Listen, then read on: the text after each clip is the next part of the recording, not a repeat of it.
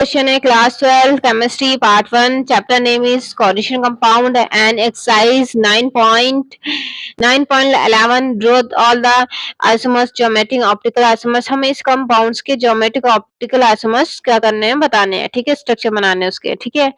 हमारा first question that is COCl2 En2 plus. Okay बच्चों, question हमारा 9.11 का क्या है, हमारा फर्स्ट है दैट इज क्वेश्चन हमारा क्या है COCl2 En2 प्लस, ठीक है। इसका हमें क्या करना है, geometric geometric and optical isomers show करना है, आइसोमर्स शो करने हैं, ठीक है बच्चों। तो बच्चों मैं सिंपल सी बात बोलूंगी कि जब भी आपके पास कोई कंपाउंड हो तो सबसे पहले आप उसकी पॉसिबल स्ट्रक्चर बनाने की कोशिश करो, ठीक है, वो दैट इज बेटर, ठीक है। तो इसके कितने टाइप के स्ट्रक्चर पॉसिबल है, डिफरेंट डिफरेंट, वो हम बनाते हैं, ठीक है बच्चों। तो यहाँ पे बीच में एक मेटल हमारा that is CO, stand hair, don't go anywhere, ठीक है, दैट इज CO। ओके बच्चों, एंड ये एक कैसा स्ट्रक्चर दैट इज ऑक्टाहाइड्रल, एक स्ट्रक्चर है ये ऑक्टाहाइड्रल, ठीक है बच्चों, कैसा स्ट्रक्चर है ये ऑक्टाहाइड्रल। चलो तुम लोग साइड हो, जगह घेरे हो, यहाँ खड़े हो जाओ भाई मेरे दोस्तों, ठीक है। यहाँ पे एक ये क्या हमारा एक ऑक्टाहाइड्रल, ये हमारा एक ऑक्टाहाइड्रल कंपाउंड है, ठीक है बच्चों। तो यहाँ पे हमारा क्या है दैट इज मेटल है CO2 Cl, ये हमारा Cl हो गया, ये हमारा Cl हो गया, ठीक है बच्चों। En क्या होता है, En होता है that is ethylene, ethylene 1,2-diamine, ethylene 1,2-diamine, ethylene 1,2-diamine, ethylene 1,2-diamine। Okay बच्चों, तो ये हमारा इथिलीन हो गया, ये 1 हो गया, ये 2 हो गया, that is diamine, ethylene 1,2-diamine। ये हमारे नाइट्रोजन के लोन पेयर्स हो गए, ठीक है बच्चों। और ये हमारा जो मेटल हो गया CO, ठीक है बच्चों। इस तरह का ये चिलेट रिंग बनाया तो हम N से N बाउंड शो करने वाले हैं, that is N2N, N2N। Okay बच्चों, ठीक है। पहला स्ट्रक्चर तो ये पॉसिबल है। दूसरा स्ट्रक्चर इसका होगा, बीच में हमारा क्या होगा, मेटल होगा, सी दैट इज CO, ठीक है। एंड बीच में हमारा मेटल है, CO है, ठीक है। ये कैसा स्ट्रक्चर है दैट इज ऑक्टाहाइड्रल, ये एक ऑक्टाहाइड्रल स्ट्रक्चर है। बच्चे बहुत सारे डाउट्स आते हैं मेरे पास कि मैडम ये ऑक्टाहाइड्रल क्यों कहते हैं, इसको हेक्सागोनल क्यों नहीं कहते, क्योंकि इसके कितने लाइगेंस होते हैं, 6 लाइगेंस होते हैं, 1 2 3 4 5 6 लाइगेंस, मतलब 6 बॉन्ड्स बनता है। तो इसका नाम हमारा ऑक्टाहाइड्रल नहीं होना चाहिए, हेक्सागोनल होना चाहिए। तो बच्चों यहाँ पे ना लाइगेंस से इसका नाम नहीं पड़ा, इसका फेस से नाम पड़ा। देखो 1 2 3 4 4 1 2 3 4 4 4 4 8 8 फेस होने के कारण इसका नाम क्या है, ऑक्टाहेड्रल। ओके बच्चों, ठीक है।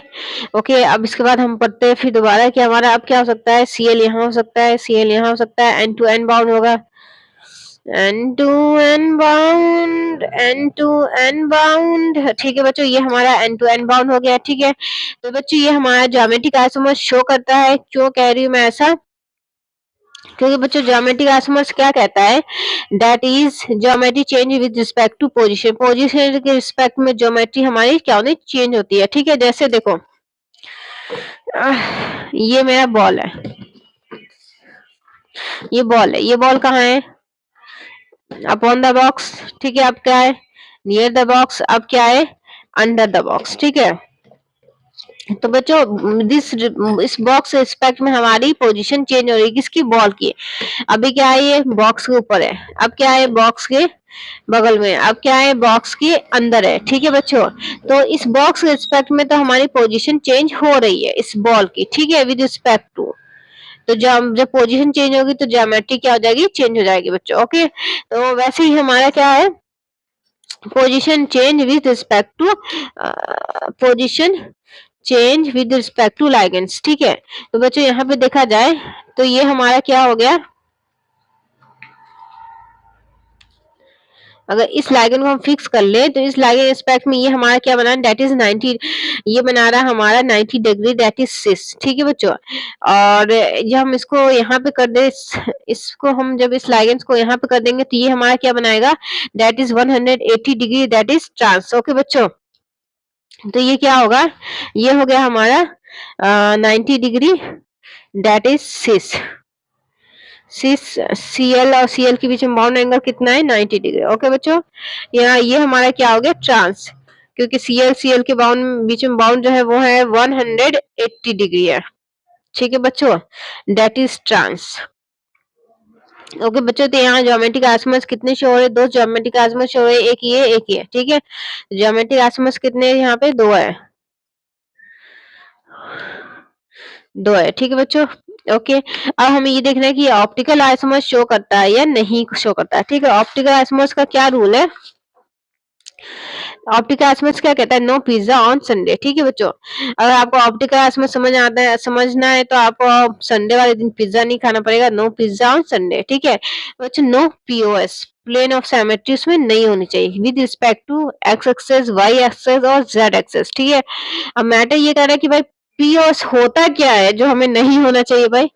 ठीक है बच्चों, तो पीओएस क्या होता है, जब भी किसी कंपाउंड को या किसी चीज को हम बीच से कट करते हैं, ठीक है बच्चों, तो वो क्या होता है, इक्वल ही पार्ट हो जाता है, ये पार्ट इसके बराबर है। ठीक है, that is plane of symmetry, मतलब बीच से कट करे तो प्लेन ऑफ सिमेट्री, एक प्लेन से कट करे तो उसमें सिमेट्री आ जाएगी, that is called plane of symmetry. ठीक है, ओके बच्चों, अब मैं एक क्वेश्चन पूछूंगी, क्या बच्चों इस कंपाउंड में भी प्लेन ऑफ सिमेट्री है, तो आप बोलोगे नो।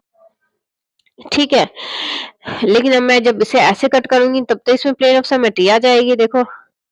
तो चाहे कैसी भी कट हो उसमें प्लेन ऑफ सिमेट्री नहीं आनी चाहिए। लाइक मेरा हैंड देखो, इसको ऐसे कट करूंगी तो ये वाला पार्ट यहाँ नहीं है, इसको ऐसे करूंगी तो इसमें फिंगर से इसमें नहीं है, चाहे कैसी भी कट करूं मैं यहाँ पे इसमें प्लेन ऑफ सिमेट्री मेरे इस कंपाउंड हैंड में नहीं आने वाला है। ठीक है बच्चों, दूसरी जगह चाहे एक्स एक्सिस से करो, चाहे वाई एक्सिस से करो, चाहे जेड एक्सिस से करो, आपके कंपाउंड में प्लेन ऑफ सिमेट्री नहीं आनी चाहिए। ठीक है, ये बात याद रखना आप। ओके, तो हम इसे कट करने वाले हैं। ठीक है, तो ये हमारा एक्स एक्सेस, ये हमारा वाई एक्सेस एंड ये हमारा जेड एक्सेस। ठीक है, तो ये एक्स एक्सेस के रिस्पेक्ट में देखो तो एक तरफ एन और एक तरफ सीएल है। ठीक है, प्लेन ऑफ सिमेट्री नहीं है।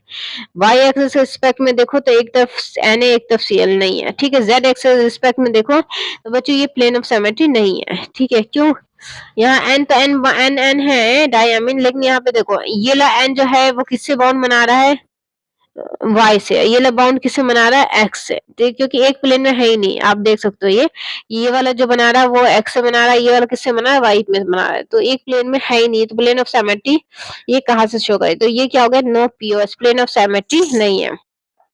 क्या है, no P sorry no POS. ठीक है, तो ये क्या हो गया, ऑप्टिकली एक्टिव है, ऑप्टिकली एक्टिव है बच्चों। ठीक है बच्चों, अब इस जब कोई कंपाउंड ऑप्टिकली एक्टिव होता है तो हमें इसका मिरर इमेज बनाना पड़ता है। ठीक है बच्चों, तो मिरर इमेज का क्या ड्रामा है, देखो बच्चों मिरर इमेज बहुत जरूरी है, इसलिए आप किसी भी हाल में मिरर इमेज बनाना है। ठीक है, तो बच्चों देखो सोर्स, जैसे एक सोर्स होता है, सोर्स से लाइट निकलती है, हमें जैसे रूम में लाइट होती है। ठीक है बच्चों, अब वो लाइट सारे डायरेक्शन में होती है, हमें क्या फिल्टर लाइट चाहिए जो एक ही डायरेक्शन में निकले। ठीक है बच्चों, अब से हमें किससे निकालते हैं, कंटेनर से जिसमें ऑप्टिकल कंपाउंड पूरे के पूरे भरे होते हैं। ठीक है बच्चों, वही एक कंपाउंड नहीं, अलग अलग कंपाउंड नहीं होते बच्चों, इस कंटेनर में बहुत नंबर ऑफ कंपाउंड्स होते हैं ऑप्टिकल आइसोमर्स के। ठीक है, उस कंपाउंड के जैसे COCl2 N2 के बहुत नंबर ऑफ बहुत सारे यही होंगे। ठीक है, तो कोई ऐसी पोजीशन में होगा तो कोई ऐसी पोजीशन में होगा। ठीक है बच्चों, लाइक ऐसे देखो, यहाँ पे हमने C2 लिखा, तो मैं यहाँ पे अब इसे C4 भी लिख सकती हूँ। क्यों, क्योंकि बहुत सारे, कोई जरूरी है कि कोई ऐसी पोजीशन पे होगा कि C2 यहाँ होगा, कोई ऐसा भी होगा जी C4 यहाँ होगा, C3 यहाँ पे होगा, C2 यहाँ पे होगा। ठीक है, अब इसका क्या होगा, एक मिरर इमेज भी बनेगा, मतलब इतने सारे कंपाउंड है कि कोई ऐसे कंपाउंड का भी उल्टा होगा ही होगा, that is called mirror image. Okay बच्चों, इसको हम मिरर इमेज कहते हैं। ठीक है बच्चों, तो मिरर इमेज बनाना बहुत ही जरूरी है, ये बात याद रखिएगा, और मेरे ख्याल से आपको मिरर इमेज ऑप्टिकल आइसोमर्स को बनाना बहुत जरूरी है, क्योंकि ये थ्योरेटिकल नहीं है, ये हमारा एजिट करता है मिरर इमेज। ये कंपाउंड एग्जिट करता है उल्टा हुआ, ठीक है। तो इसका मिरर इमेज कैसे बनेगा बच्चों, जैसे मिरर में बनता है हर चीज उल्टा दिखता है, यहाँ सीओ बना दो। ओके बच्चों, यहाँ क्या बना दो, सीओ बना दो।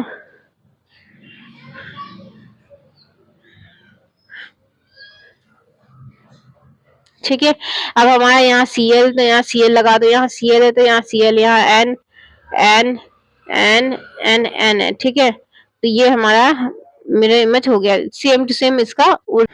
इसको हम कहते हैं बच्चों 90 डिग्री रोटेट भी कहते हैं, कि कंपाउंड को 90 मिरर इमेज शो करते हैं कि 90 डिग्री से रोटेट कर दो, ठीक है बच्चों। तो चाहे ऐसे भी थ्योरेटिकल उसको ऐसे ही बोल देते हैं। अब यहाँ कौन झंझट लेगा ये कहने के लिए कि बच्चों एक ऐसा होता है, एक उसका मिरर इमेज भी होता है, मतलब इतने सारे कंपाउंड होते हैं, नंबर ऑफ कंपाउंड, कोई कंपाउंड उसका उल्टा भी होगा, ये सब कौन ड्रामा करेगा। तो ये क्या कहते हैं, सिंपल सी बात है कि कंपाउंड को 90 डिग्री रोटेट कर दो, ठीक है बच्चों। That is called mirror image, इसको हम मिरर इमेज कहते हैं, ठीक है बच्चों। अब इस कंपाउंड में देख लेते हैं कि ये ऑप्टिकल एक्टिव है इनएक्टिव, ठीक है। तो एक्सेस कर लो, ये axis x y and z axis, ठीक बच्चों। देखो यहाँ पे सीएल है, ठीक है। तो यहाँ पे जैसे ही एक्स एक्स जेड एक्सिस को कट कर रहे हैं हम, यहाँ एक्सेस के रिस्पेक्ट में आप देखोगे तो यहाँ पे जब जेड एक्सिस को कट करते हैं तो ये क्या होता है, प्लेन ऑफ सिमेट्री शो कर देता है, क्योंकि यहाँ भी सीएल है, यहाँ भी सीएल है, ठीक है। तो ये पीओएस शो करेगा, ठीक है, प्लेन ऑफ सिमेट्री। तो ये ऑप्टिकली इनएक्टिव है बच्चों, ये याद रखना, ठीक है। ऑप्टिकली इनएक्टिव है, ठीक है बच्चों। तो इस कंपाउंड में हमारा एक कंपाउंड तो ऑप्टिकली एक्टिव है, सिस वाला, एक और ट्रांस वाला हमारा ऑप्टिकली इनएक्टिव है, ठीक है। हमारा नेक्स्ट क्वेश्चन है